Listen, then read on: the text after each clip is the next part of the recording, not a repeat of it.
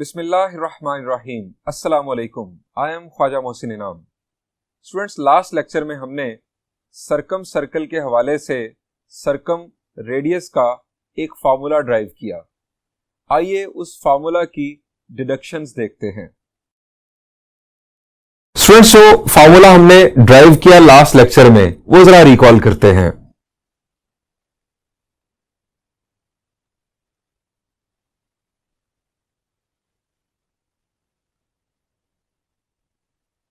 Capital R denotes circumradius. It is equal to a over 2 sin alpha. It is also equal to b over 2 sin beta, and it is also equal to c over 2 sin gamma. अब इसे देखकर ये जो आपको नजर आ रही हैं तीन इनफैक्ट एक्सप्रेशंस, ये जो तीनों नजर आ रहे हैं, दरमियान में इक्वालिटी नजर आ रही है, इसे देखकर आपको कुछ याद आता है? हमने इनफैक्ट लास्ट लेक्चर में भी बात की जी, इसकी सिमिलैरिटी है किसके साथ? जी बिल्कुल, लॉ ऑफ साइंस के साथ। अब चेंज क्या है? चेंज है सिर्फ इस टू का, यानी अगर हम इस टू को शिफ्ट कर दें आर के साथ तो क्या होगा?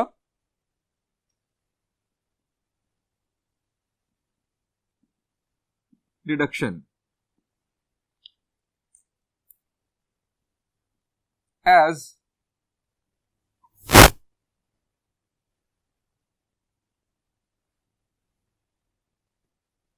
b over 2 sin beta c over 2 sin gamma।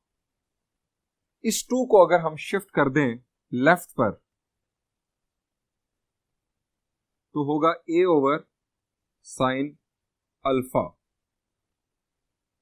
अब आपका क्या ख्याल है कि एक और टू जाएगा इधर?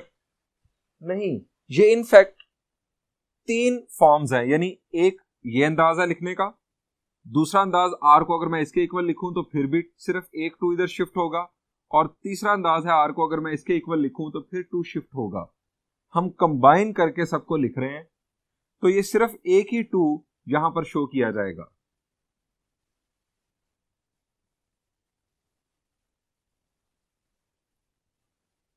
सी ओवर साइन गैमा। अब twice of radius, twice of radius क्या होता है जी? इट इज डायमीटर, यानी this is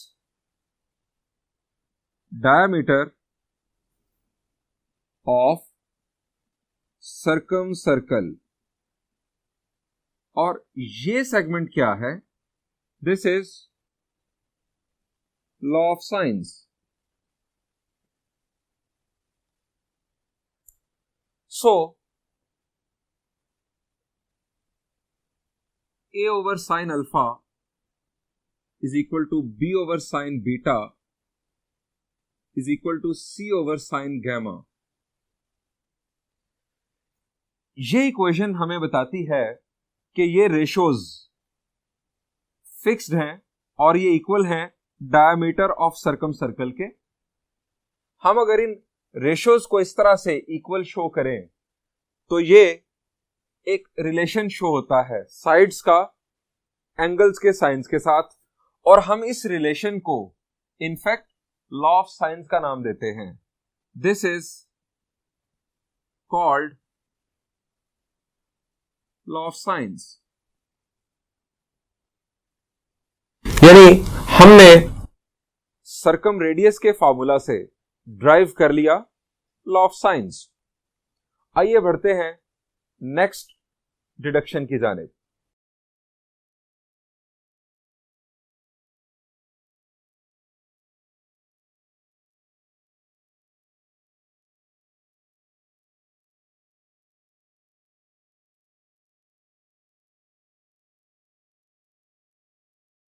Prove for any triangle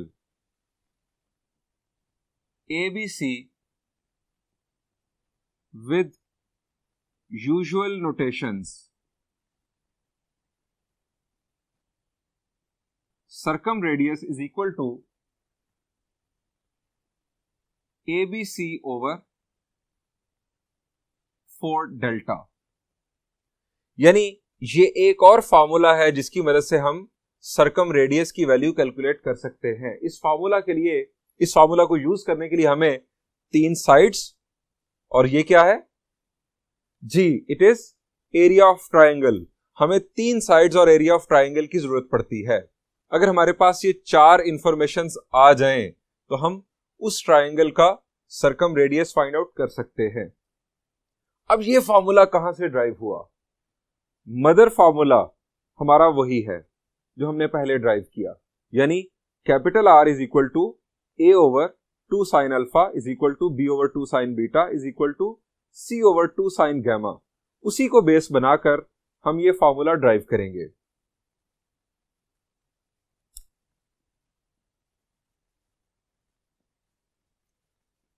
As we know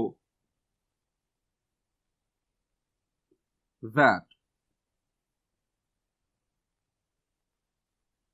ये हमने पहले ड्राइव किया।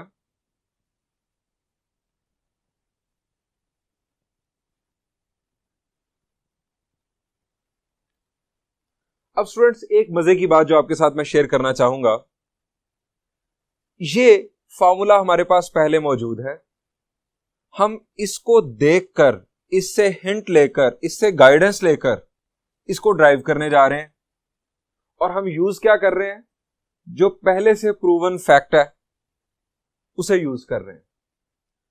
क्या ये फार्मूला ऊपर से उतरा होगा कि लिखा हुआ था कहीं कि ये फार्मूला ड्राइव करके दिखाओ, या फार्मूला खुद से बनाया गया, इवॉल्व हुआ किसी तरह से? आपके ख्याल से ये फार्मूला ऊपर से उतरा या इंसान ने इसे बनाया? यकीनन आप सोच रहे होंगे कि इंसान ने इसे बनाया। अब बनाया कैसे? किस तरह से ख्याल आया इस बात का कि कोई और फार्मूला भी हो सकता है, उसे ढूंढा जाए? जी, तो इसका जवाब यह है कि मैथ्स की फिलॉसफी यह है कि एक फार्मूला सपोज आपके हाथ आ गया, आपने बड़ी रिसर्च की, 8, 10 साल, 15 साल आप किसी टॉपिक के ऊपर सर्च करते रहे, एक फार्मूला आपके हाथ आ गया। उसके बाद आपने क्या करना है? उस फार्मूला के साथ खेलना है, उस फार्मूला की डिफरेंट वेरिएशंस बनाने की कोशिश करनी है। एग्जिस्टिंग वैल्यूज को यूज करते हुए आप उसकी जो वेरिएशंस बनाने की कोशिश करेंगे, उस कोशिश में कुछ नए फार्मूला जन्म लेंगे। यह किया होगा इनिशियली मैथमेटिशियंस ने। यानी मैं वक्ती तौर पर आपसे कहता हूं कि आप भूल जाएं कि यह फार्मूला मौजूद है, हमारे पास है ये। हम इसको सामने रखकर अपना दिमाग लड़ाते हैं कि यार इसकी वेरिएशंस कैसे हो सकती हैं, क्या क्या इसमें डिफरेंट खेल खेले जा सकते हैं। तो चलिए स्टार्ट करते हैं। अब ये हमारे पास फार्मूला, इसमें से कोई एक फैक्ट हम लेकर आगे बढ़ते हैं। यानी या तो R को इसके इक्वल ले लें, हमने सरकम रेडियस के लिए एक और फार्मूला ड्राइव करना, तो R को हम इन्वॉल्व रखेंगे। या R को इसके इक्वल ले लें, या R को B ओवर 2 साइन बीटा के इक्वल ले लें, या R को C ओवर 2 साइन गैमा के इक्वल ले लें। किसी एक के इक्वल लेकर हम आगे बढ़ते हैं। We can have R is equal to, चले फर्स्ट वन ही चूज कर लेते हैं, A ओवर 2 साइन अल्फा। अब जरा अपने पुराने रिकॉर्ड को जरा छानबीन करें, जो आपके दिमाग में जो फार्मूलाज हैं वो फार्मूलाज क्या हैं, उनमें तलाश करें इनकी कोई मतबादल। ए का मतबादल कोई तलाश करें, साइन अल्फा का कोई मतबादल तलाश करें। यह है खेल खेलना कि हम इसके अंदर कुछ चेंजेस लेके आए, वो मैथमेटिकल चेंज हो, वो ट्रू हो। यानी ऐसी कोई फजूल बात नहीं आपने लिख देनी कि मैं ए को एक्स लिख देता हूं। क्यों भाई, ए कहां से एक्स हो गया? हमने triangle ABC with usual notation, इसको जहन में रखते हुए इसके अंदर सॉल्यूशन ऑफ ट्राइंगल हो या एरिया ऑफ ट्राइंगल हो, उन फार्मूलाज को दिमाग में लाकर जो पहले ड्राइव हो चुके हैं, ए या साइन अल्फा की रिप्लेसमेंट देखनी है। अगर आप थोड़ा सा दिमाग पर जोर दें तो एक रिप्लेसमेंट है, एंड दैट इज जी, ये साइन अल्फा की रिप्लेसमेंट क्या हो सकती है? जी, साइन अल्फा की रिप्लेसमेंट हम कर सकते हैं जी आइडेंटिटी की बेस पर। आइडेंटिटी की बेस पर इसकी एक रिप्लेसमेंट है जी, मैं आपको रिकॉल करवाता हूं, as sine 2 theta double angle identity. क्या है जी? 2 साइन थीटा कोसाइन थीटा, ये है डबल एंगल आइडेंटिटी। अब इसे डबल एंगल आइडेंटिटी इसलिए कहते हैं कि जो एंगल यहां पर होगा उसका हाफ इधर होगा, या जो इधर होगा उसका डबल इधर होगा। आप जिस तरह मर्जी बात कर लें। अगर यहां पर 2 थीटा है तो 2 थीटा को 2 से डिवाइड करें तो थीटा बनता है, हाफ इधर आ जाएगा। अगर मैं यहां पर थीटा कर दूं तो यहां पर क्या होगा जी? Cosine theta by 2। हम इसको यूज करते हैं।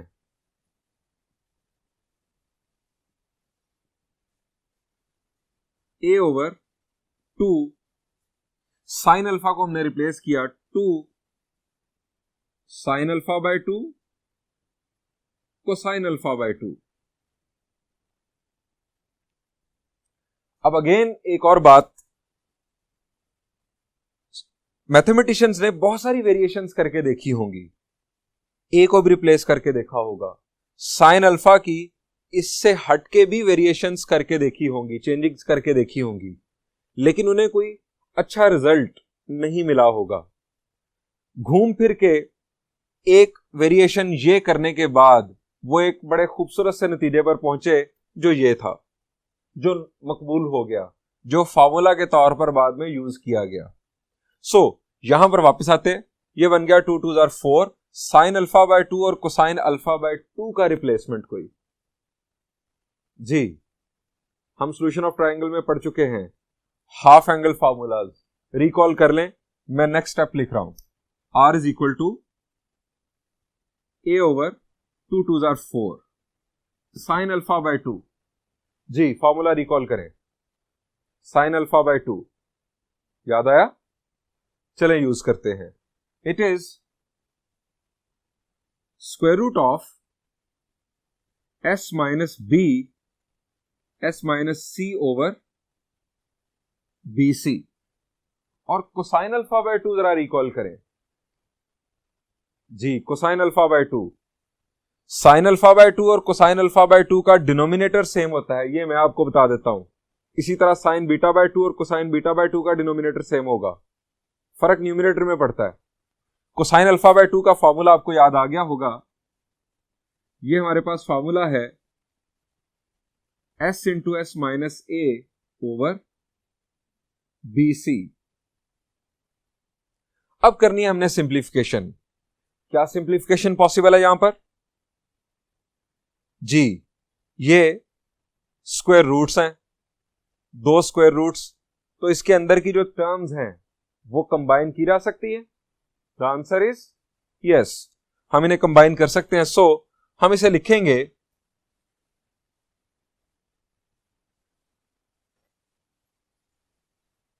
a over 4। अब स्क्वायर रूट में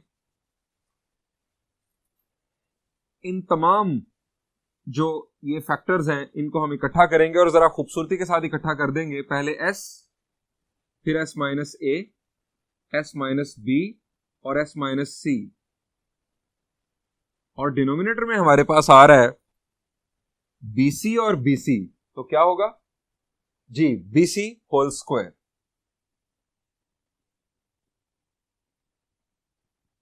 जी अब क्या करें? अब आपके ज़हन में आ रहा होगा कि हम इस स्क्वायर को स्क्वायर रूट से कैंसिल कर दें। माशाल्लाह बहुत सारे स्टूडेंट ये सोच रहे होंगे, लेकिन बेड़ा गर्क हो जाएगा यहां पर आपके मैथ्स का। ये स्क्वायर रूट किस किस का हक है जी? ये न्यूमरेटर का भी हक है और डिनोमिनेटर का भी। तो क्या अकेला डिनोमिनेटर इस पूरे स्क्वायर रूट को कैंसिल कर सकता है? The answer is no. ये सिर्फ अपने हिस्से का स्क्वायर रूट कैंसिल कर सकता है, यानी इसके लिए स्क्वायर रूट कैंसिल हो जाएगा, ये स्क्वायर रूट से आजाद हो जाएगा, लेकिन न्यूमरेटर नहीं हो सकता। सो हम इसे लिखेंगे a over 4 square root of s into s minus a, s minus b, s minus c, और डिनोमिनेटर में हमारे पास आ गया bc, जो स्क्वायर रूट से आजाद हो गया क्योंकि इसके ऊपर स्क्वायर था, इसने अपने हिस्से के स्क्वायर रूट को कैंसिल कर लिया। आप ये भी कह सकते हैं कि ये स्क्वायर रूट न्यूमरेटर और डिनोमिनेटर पर अलग अलग अप्लाई किया, डिनोमिनेटर वाला स्क्वायर रूट कैंसिल हो गया स्क्वायर के साथ। अब ये BC कहां जाएगा? और दूसरी बात, BC जहां चला जाए, लेकिन ये जो बीच में लिखा है square root of s into s minus a, s minus b, s minus c, ये क्या है जी? ये है हीरोज फार्मूला या हेरन्स फार्मूला। सो ये डिनोमिनेटर, जी बात हो रही थी, ये डिनोमिनेटर शिफ्ट होगा ऊपर, यानी a, b और c 4, और ये क्या है? हीरोज फार्मूला, यानी this is representing area of triangle ABC over 4 delta, because delta is equal to s into s minus a, s minus b, s minus c। अब ये एक अच्छा फॉर्मूला देखने में नजर आता है। मैथमेटिशियंस यहां तक पहुंच गए, उन्हें नजर आया कि साइड्स और एरिया की बेस पर हम radius of circum circle find out कर सकते हैं। जो इनिशियल फॉर्मूला था उसमें हमें एंगल्स भी रिक्वायर्ड हैं, यानी एक एंगल अगर हमें मिल जाए, उसकी अपोजिट साइड मिल जाए, तो हम radius of circum circle find out कर सकते हैं। लेकिन इस फार्मूला की केमिस्ट्री डिफरेंट है, यहां पर अब एंगल की जरूरत नहीं है, यानी हमारे पास अब आ गए radius of circum circle find out करने के दो ऑप्शंस। अगर साइड और उसका अपोजिट एंगल गिवन हो, दिस फार्मूला, और अगर आपके पास गिवन हो साइड्स, तीनों साइड्स, और तीनों साइड्स की बेस पर आप area of triangle find out कर लें, तो फिर आप फाइंड आउट यूज करेंगे इनफैक्ट ये formula radius of circum circle find out करने के लिए। स्टूडेंट्स, सर्कम सर्कल के जो प्रूफ्स थे वो यहां पर एंड हुए। अब हम बढ़ते हैं एक और सर्कल की जानिब। Thank you.